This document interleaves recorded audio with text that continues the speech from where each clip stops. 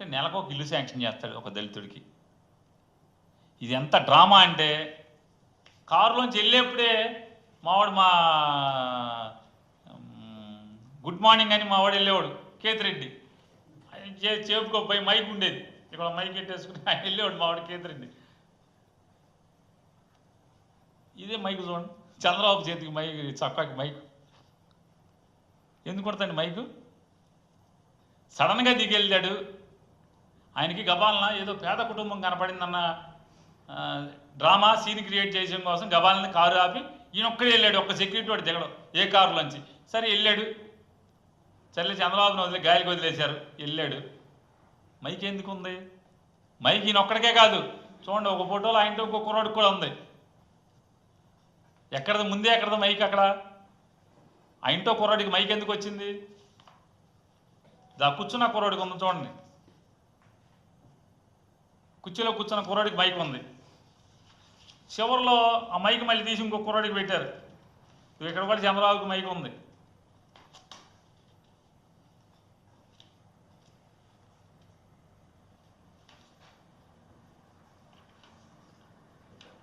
ఇక్కడ చూడండి, ఆ మైక్ మళ్ళీ మారింది, మారి ఈ కుర్రోడికి వచ్చింది,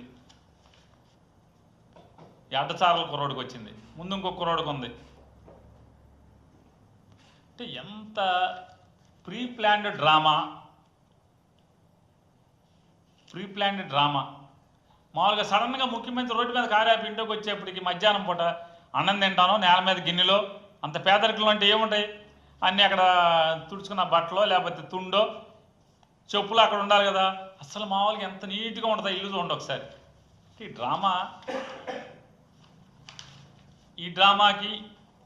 డ్రామాకి ఏమీ తేడా లేదు. మరొకసారి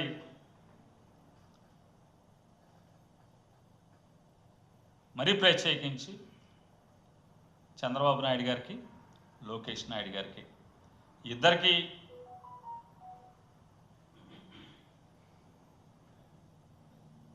మేము పిలుస్తున్నాం, మీరు కదలండి. మేము మాదేదో బబుల్ స్టాండర్డ్ అని చెప్పారు కదా చాలా మామూలుగా తప్పుడు మాటలు. మాతో పాటు సుప్రీంకోర్టులో మీరు కూడా రిట్ ఫైల్ చేయండి.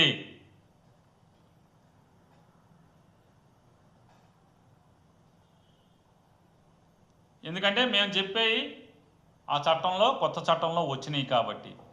ఏది వక్ఫ్ బోర్డు CEO ముస్లిమేతరులు ఉండొచ్చు, అలాగే వక్ఫ్ బోర్డులో సభ్యులుగా 2 ముస్లిమేతరులు ఉండాలి.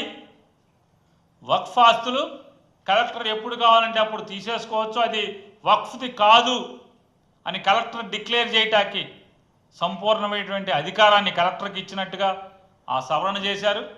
ఇట్లాంటివన్నీ మేము తప్పు పడుతున్నాం. ఇది తప్పు. ఏ మతాన్నైనా మనం సమంగా చూడాలి. అదే మన మతంలో హిందూయేతరులని కమిటీ మెంబర్లుగా, బోర్డు మెంబర్లుగా, పాలక మండలి మెంబర్లుగా ఉండాలి అని చట్ట సవరణ మనం చేయగలమా? కేంద్రం కానీ ఇక్కడ కానీ, లేదా క్రైస్తవ కమిటీల్లో క్రైస్తవేతరులు ఉండొచ్చు అని చట్ట సవరణ చేయటం ధర్మమా? అలాగే ముస్లిం కమిటీల్లో కూడా, ఆ వక్ఫ్ కమిటీల్లో ముస్లిమేతరులు 2 ఉండాలి అని చేయటం కూడా ధర్మం కాదు. అలాగే ఇట్లాంటి రకరకాల వాళ్ళ మనోభావాలని, అంటే రాజ్యాంగంలో మనం రాసుకున్నటువంటి డాక్టర్ బాబాసాహెబ్ అంబేద్కర్ గారు ఏదైతే ముందు చూపుతో, మరి మీలాంటి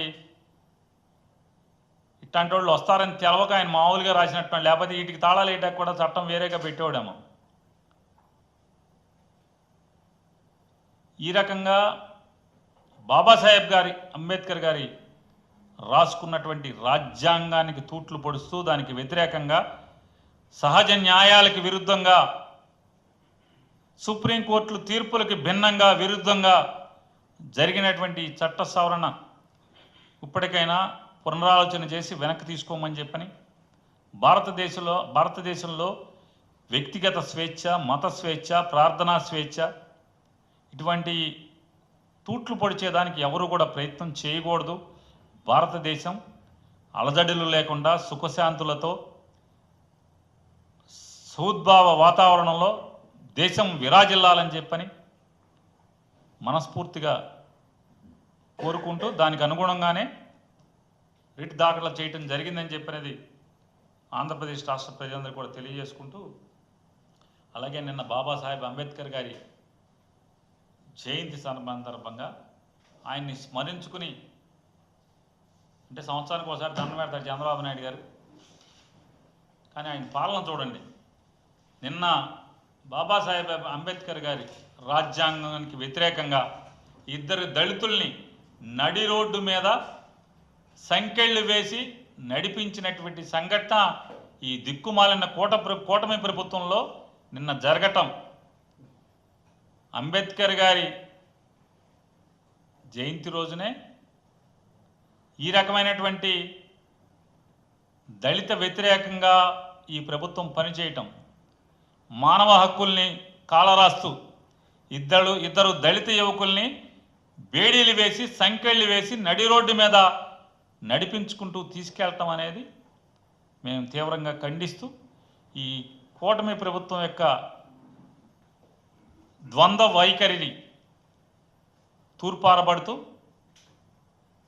ఇటువంటి మళ్ళీ తప్పుడు పనులు చేయొద్దని చెప్పని కూడా వారికి హెచ్చరిక చేస్తున్నాం.